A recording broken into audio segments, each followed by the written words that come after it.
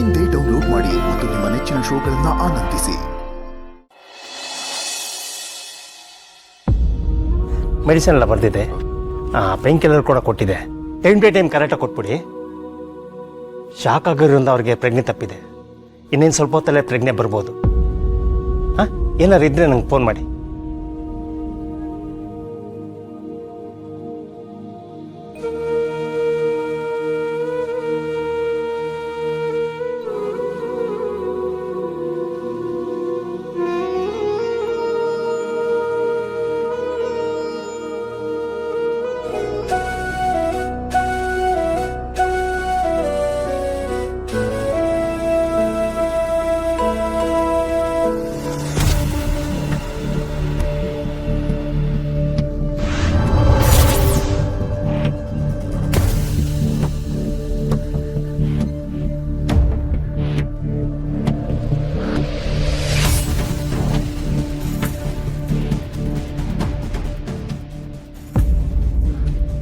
But madam, ನೀನೀಗ ಆರಾಮಾಗಿದೆಯಾ ಅಲ್ವಾ?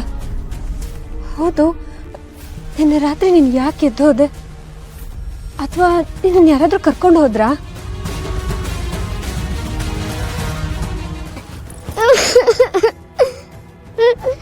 ದುರ್ಗಾ, ಅಪ್ಪ ನನ್ನ ಸೇವ್ ಮಾಡಿದ್ಕೆ ಇಂತೆಲ್ಲ ಆಗಿದ್ದು.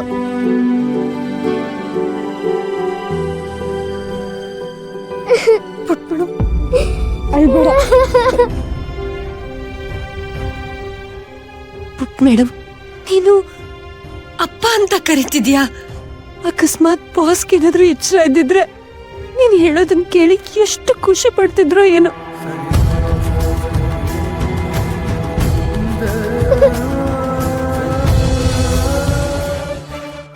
ನಾನು ಮಾಳ್ವಿಕಾ ಮ್ಯಾಮ್ ಹತ್ರ ಮಾತಾಡಬೇಕು. ದುರ್ಗಾ ಆಚೆ ಹೋಗ್ಬಾರ್ದು ಅಂತ ಹೇಳಿದ್ರು, ಅದಕ್ಕೆ ನಾನು ಅವಳಿಗೆ ಇಂಜೆಕ್ಷನ್ ಕೊಟ್ಟೆ. ಆದ್ರೆ ಅವಳು ಹೇಗೆ ಎದ್ದಿ ಹೊರಗಡೆ ಹೋದ್ಲು? ಶರತ್ನ ಹೇಗೆ ವಾಪಸ್ ಕರ್ಕೊಂಡ್ಬಂದ್ಲು? ಅಲ್ಲ, ಶರತ್ ಎಲ್ಲಿದ್ರು? ಅವ್ರಿಗೆ ಯಾರು ಹೊಡೆದ್ರು? ಒಂದು ಅರ್ಥನೇ ಆಗ್ತಿಲ್ಲ, ತಲೆ ಎಲ್ಲ ಕೆಟ್ಟೋಗ್ತದೆ. ಮೇ ಬಿ ಮಾಳ್ವಿಕಾ ಮ್ಯಾಮ್ಗೆ ಗೊತ್ತಿರ್ಬೋದು, ಅವ್ರ ಹತ್ರನೇ ಮಾತಾಡ್ತೇನೆ.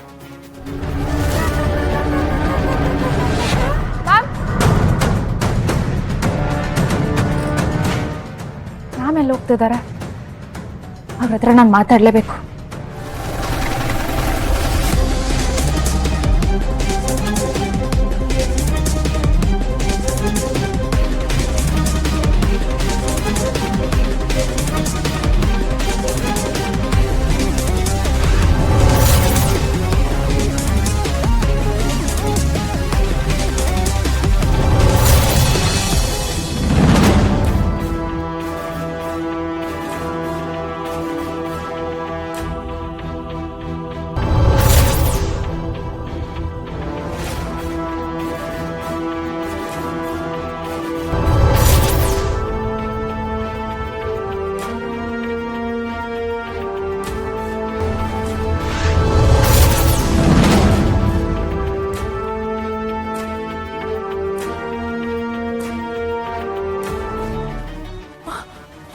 ಮ್ಯಾಮ್, ಮಾನ್ಸ್ಟರಾ?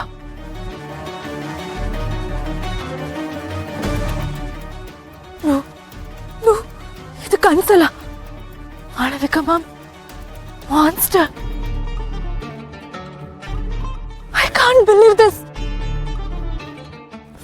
ನೋ.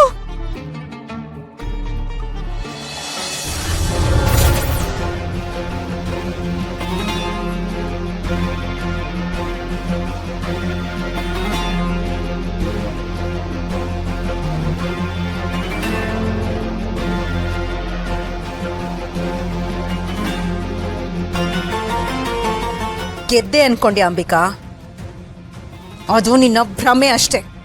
ಸೋಲ್ ಒಪ್ಕೊಳ್ದೆ ಇರೋರೆಲ್ಲ ಬಿದ್ರು ಮೀಸೆ ಮಣ್ಣಾಗಿಲ್ಲ ಅಂತ ಬೀಗೋರೇನಂತೆ. ಸೋಲು? ಯಾರು ಹೇಳಿದಿದ್ದು ಸೋಲು ಅಂತ? ಇದು ಸೋಲಲ್ಲ ಅಂಬಿಕಾ, ಒಂದು ಸಣ್ಣ ಹಿನ್ನಡೆ ಅಷ್ಟೇ. ಮಹಾ ಗೆಲುವಿಗೆ ಮೊದಲು ಒಂದು ಹಿನ್ನಡೆ ಸಹಜ ಅಲ್ವಾ? ಮಹಾ ಗೆಲುವು ಭ್ರಮೆಗೂ ಒಂದು ಮಿತಿ ಬೇಕು ಅಲ್ವಾ? ಸುಳ್ಳಿನ ಮುಖವಾಡ ಹಾಕೊಂಡಿರೋ ನಿಮಗೆ ಗೆಲುವು ಸಿಗತ್ತೆ ಅನ್ನೋದಾದ್ರೆ ಜಗತ್ತಲ್ಲಿ ಒಳ್ಳೆತನಕ್ಕೆ ಅರ್ಥನೇ ಇರಲ್ಲ. ಹಿತ ಪ್ರತಿ ಬಾರಿನೂ ಬಚಾವಾಗ್ತಾ ಇದ್ದಾಳೆ. ಹೇಗೆ ಹೇಗ್ ಸಾಧ್ಯ ಇದು?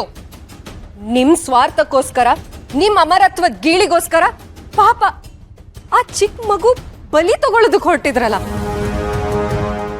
ಒಂದ್ ಜೀವದ ಬೆಲೆ ಗೊತ್ತಿಲ್ದಿರೋ ನಿಮಗೆ ಅದನ್ನ ಕಿತ್ಕೊಳ್ಳೋ ಹಕ್ಕಿದೆ ಅಂತ ನೀವ್ ಹೇಗ್ ಅನ್ಕೊಂಡ್ರಿ? ಒಂದು ನೆನ್ಪಿಟ್ಕೊಳ್ಳಿ, ದುಷ್ಟರಿಗೆ ಮುನ್ನಡೆ ಸಿಗತ್ತೆ ಅಷ್ಟೇ, ಆದ್ರೆ ಗೆಲುವು ಯಾವತ್ತಿದ್ರೂ ಶಿಷ್ಟರಿಗೆ ಮಾತ್ರ. ಮಾತಾಡೋದನ್ನ ನಿಮ್ಮಪ್ಪ ಹೇಳ್ಕೊಟ್ನಾ? ನಿಮ್ ಮುಖವಾಡ ಕಳ್ಚೋವರೆಗೂ ಮಾತ್ರ ನಿಮ್ ಬಗ್ಗೆ ಗೌರವ. ಅಂಬಿಕಾ, ಅತಿ ಆಯ್ತು ನಿಂದು. ನೀನ್ ಏನ್ ಬೇಕಾದ್ರೂ ಮಾತಾಡ್ಬೋದು, ಏನ್ ಬೇಕಾದ್ರೂ ಮಾಡ್ಬೋದು, ಆದ್ರೆ ನನ್ನ ಗುರಿಯನ್ನ ಮುಟ್ಟೋದಕ್ಕೆ ನಾನ್ ಏನ್ ಬೇಕಾದ್ರೂ ಮಾಡ್ತೀನಿ, ಯಾವ ದಾರಿ ಬೇಕಾದ್ರೂ ಹುಡುಕ್ತೀನಿ. ಏನ್ ಬೇಕಾದ್ರೂ ಮಾಡ್ಕೊಳ್ಳಿ, ಆದ್ರೆ ನಿಮ್ ವಿರುದ್ಧ ಹೋರಾಡೋದಕ್ಕೆ ನಾನ್ ಯಾವತ್ತೂ ಇದ್ದೇ ಇರ್ತೀನಿ. ಇವತ್ತಾಯ್ತಲ್ಲ ಹಾಗೆ, ಇವತ್ತಿಂದು ಒಂದು ಚಿಕ್ಕ ಝಲಕ್ ಅಷ್ಟೇ.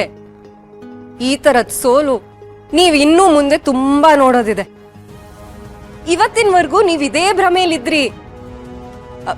ಇವತ್ತಿನ ಘಟನೆಯಿಂದ ನೀವು ಸ್ವಲ್ಪನಾದ್ರೂ ಆ ಭ್ರಮೆಯಿಂದ ಆಚೆ ಬಂದಿರ್ತೀರಾ ಅಂತ ಅನ್ಕೊಂಡಿದ್ದೆ.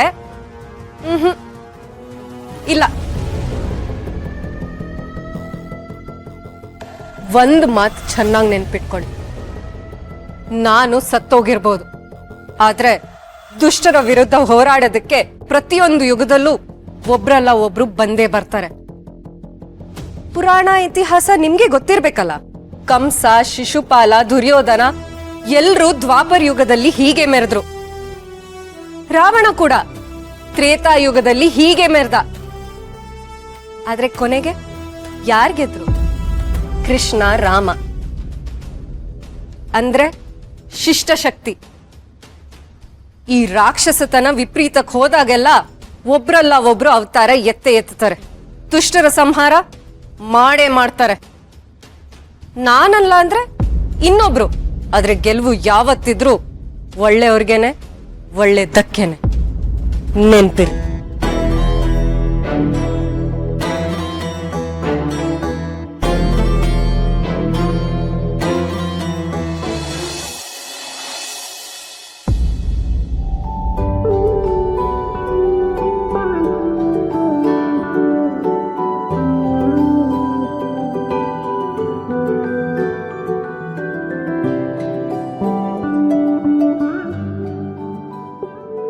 ಅರೆ, ನಾ ಮನೆಗೆ ಹೇಗೆ ಬಂದೆ? ಕನ್ನ, ನೀನ್ ಇಲ್ಲೇನ್ ಮಾಡ್ತಾ ಇದೀಯಾ?